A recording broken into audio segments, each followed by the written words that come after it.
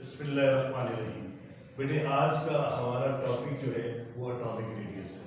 अब atomic radius क्या होता है बेटा कि half of the distance between the nuclei of two bonded atom. जब दो एटम्स, फर्स्ट करें आपके पास एक एटम ये है और एक एटम ये है, ये एटम के जो सेंटर्स हैं ये न्यूक्लाई हैं, तो ये एटम्स के सेंटर्स हैं। दो एटम्स के सेंटर्स के दरमियान जो डिस्टेंस होता है ये डिस्टेंस है, और इसका जो हाफ है that is called atomic radius. Atomic radius की आप डेफिनेशन यूज कर सकते हैं, the half of the distance between the nuclei of two bonded atoms is referred as atomic radius.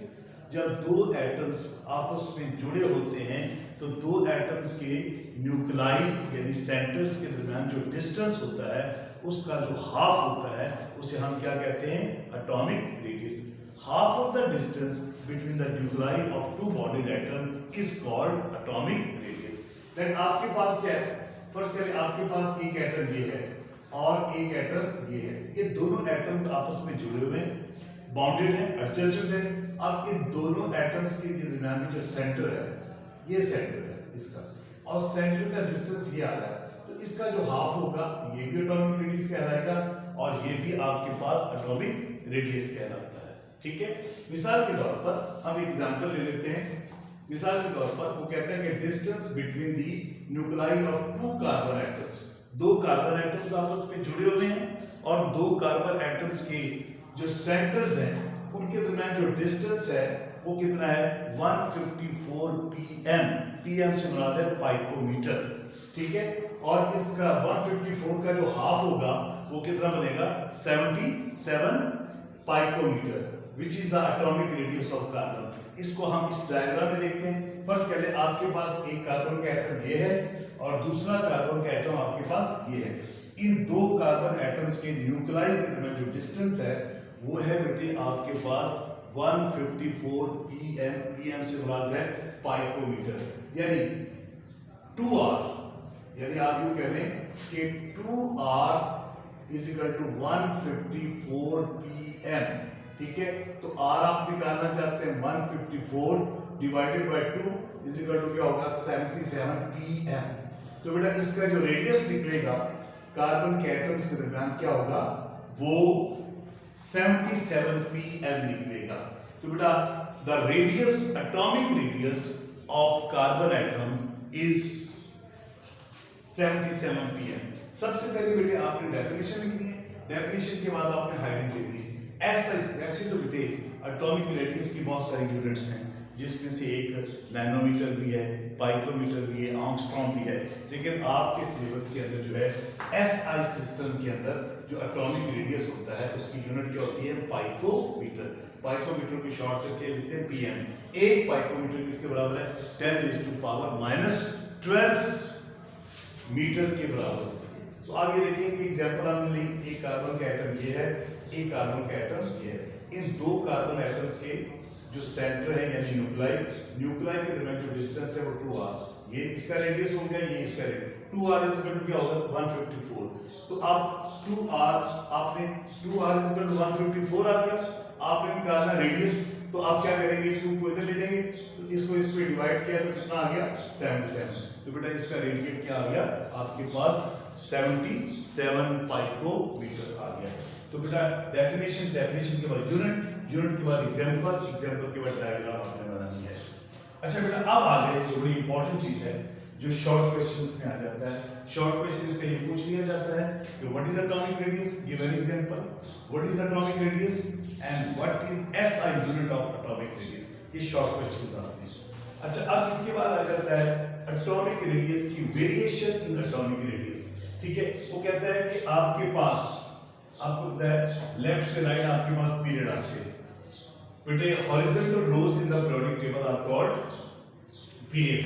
वो कहता है when we move from left to right in a period, आप किसी भी पीरियड में लेफ्ट से राइट चलते हैं तो उसका एटॉमिक नंबर बढ़ता है। मिसाल के तौर पर ये आपने सेकंड पीरियड में क्या बेटा, इस सेकंड पीरियड के अंदर कौन कौन से एलिमेंट्स हैं, lithium, beryllium, boron, carbon, nitrogen, oxygen, fluorine, neon. अगर आपको भूल जाए तो इसको याद करने का बड़ा एक तुक्का है जिसे हम कहते हैं listened BBC news on Friday night. अब इसका एटॉमिक नंबर देखिए, इसका एटॉमिक नंबर 3 है, ठीक है, बेरिलियम का 4 है, बोरॉन का 5, कार्बन का 6, 7, 8, 9, 10। तो आप गौर से देखिएगा, ये आपके पास मैंने सेकंड पीरियड के एलिमेंट्स लिए, lithium, beryllium, boron, carbon, nitrogen, oxygen, fluorine, neon. ये आपके पास क्या है, सेकंड पीरियड के एलिमेंट्स हैं। तो अगर आप सेकंड पीरियड में लेफ्ट से राइट मूव करते हैं, ठीक है, as we move from left to right in a period, atomic number क्या हो रहा है, इंक्रीज हो रहा है। लेकिन एटॉमिक नंबर के इंक्रीज होने के साथ साथ आप उसका देखें, उसका एटॉमिक साइज, ये जो एटॉमिक साइज है, ये एटॉमिक रेडियस दिए गए हैं, ये बेटा पाइकोमीटर में दिए गए, तो ये देखिए डिक्रीज हो रहा है। लिथियम का एटॉमिक आपके पास एटॉमिक रेडियस है 154, फिर बेरिलियम का 113, बोरॉन का 88, कार्बन का 77, नाइट्रोजन का 75, ऑक्सीजन का 73, फ्लोरीन का 71, नियॉन का 69। तो आप देखेंगे एटॉमिक नंबर जरूर बढ़ा है, लेकिन उसका एटॉमिक रेडियस क्या हो रहा है, वो डिक्रीज हो रहा है। As we move atomic radius क्या हो रहा है, डिक्रीज हो रहा है। उसकी रीजन क्या है, एटॉमिक रेडियस क्यों डिक्रीज हो रहा है? क्योंकि आपको याद होगा जो पीरियड नंबर होता है बेटा, वो शेल्स की तादाद को ज़ाहिर करता है। अब इस सेकंड पीरियड है, तो इसका मतलब है इन सब के अंदर शेल्स की तादाद क्या है, सेम है, ठीक है। आपका सेकंड पीरियड या आपके पास न्यूक्लियस, न्यूक्लियस के बाद ये पहला शेल, ये दूसरा शेल, अब सब के अंदर क्या है, शेल्स की तादाद क्या है, सेम है, ठीक है, शेल्स की तादाद सेम है। और लेकिन इसका एटॉमिक रेडियस या इसका एटॉमिक साइज क्या हो रहा है, वो डिक्रीज हो रहा है। डिक्रीज होने की वजह क्या है कि इफेक्टिव न्यूक्लियर चार्ज, देखिए अगर आप देखिए एटॉमिक नंबर का मतलब है, यहाँ एटॉमिक नंबर 3 है, तो इसका मतलब है 3 इलेक्ट्रॉन है, और इसके न्यूक्लियस में प्रोटॉन्स भी 3 है। लेकिन जो एटॉमिक नंबर बढ़ेगा तो आपके पास इलेक्ट्रॉन्स भी बढ़ेंगे। जब इलेक्ट्रॉन्स बढ़ेंगे तो न्यूक्लियस के अंदर प्रोटॉन्स भी बढ़ेंगे। जब प्रोटॉन्स बढ़ेंगे तो आप देखें न्यूक्लियस और इलेक्ट्रॉन्स के दरमियान, ठीक है, शेल्स की तादाद सेम है, शेल्स की तादाद सेम है, लिहाजा इसका जो इफेक्टिव न्यूक्लियर चार्ज होता है, इफेक्टिव न्यूक्लियर चार्ज क्या होता है, न्यूक्लियस और आखिरी शेल्स में पाए जाने वाले इलेक्ट्रॉन्स के दरमियान जो कशिश है वो बढ़ती जाएगी, उसे इफेक्टिव न्यूक्लियर चार्ज कहते हैं। तो इसका इफेक्टिव न्यूक्लियर चार्ज इंक्रीज होता जाएगा। जब इफेक्टिव न्यूक्लियर चार्ज इंक्रीज होगा तो जाहिर बात है न्यूक्लियस जो है वो इलेक्ट्रॉन्स को अपनी तरफ खींचेगा, जिससे एटम का साइज क्या होगा, वो डिक्रीज होता जाएगा, ठीक है। यही वजह है कि आप किसी भी पीरियड में लेफ्ट से राइट जाते हैं, एटॉमिक नंबर जरूर बढ़ता है, लेकिन बेटा शेल्स की तादाद सेम होने की वजह से इफेक्टिव न्यूक्लियर चार्ज क्या होता है, वो इंक्रीज होता जाता है, जिसकी वजह से एटम का जो साइज होता है वो आहिस्ता आहिस्ता क्या होता है, वो श्रिंक होता जाता है। एटम का साइज श्रिंक होता जाता है, ठीक है।